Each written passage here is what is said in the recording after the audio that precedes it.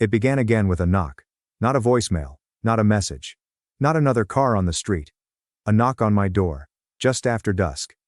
I almost didn't answer it. But something in me needed to. When I opened it, I didn't see my father. I saw a man shrinking inside his own body. Gone was the gruff voice. Gone is the superiority. He stood there in a threadbare sweater, holding an envelope.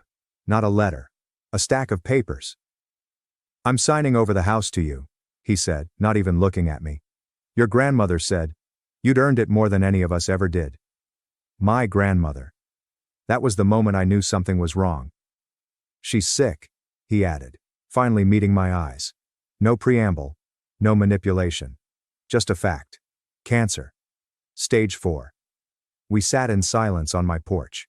The same porch where my mother once begged for a spare room. "She didn't want to tell you," he muttered. "Said it would distract you from your work. Said she was proud." Proud. That word hit harder than anything else he could have said. I stared out at the garden she helped me build last spring. Lavender, rosemary and marigolds. She called it her living prayer. I could still see the faded gloves hanging over the fence where she forgot them last week. I swallowed my anger. Because this wasn't about them anymore. This was about her. She passed 3 weeks later.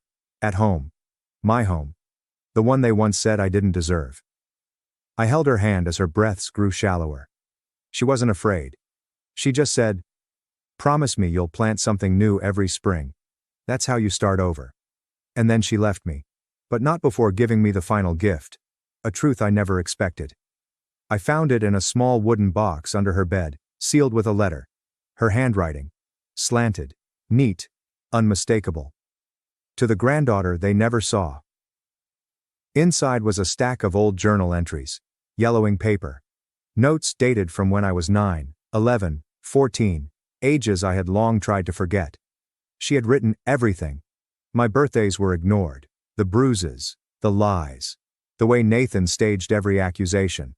The way my mother called me a mistake when she thought no one was listening. Proof. She had documented it all. And at the bottom of the box? A deed transfer for her house. Already notarized. Already signed. She had made me the sole heir. I didn't cry. Not because I wasn't devastated, but because her final act wasn't about sadness. It was justice. She had rewritten our legacy.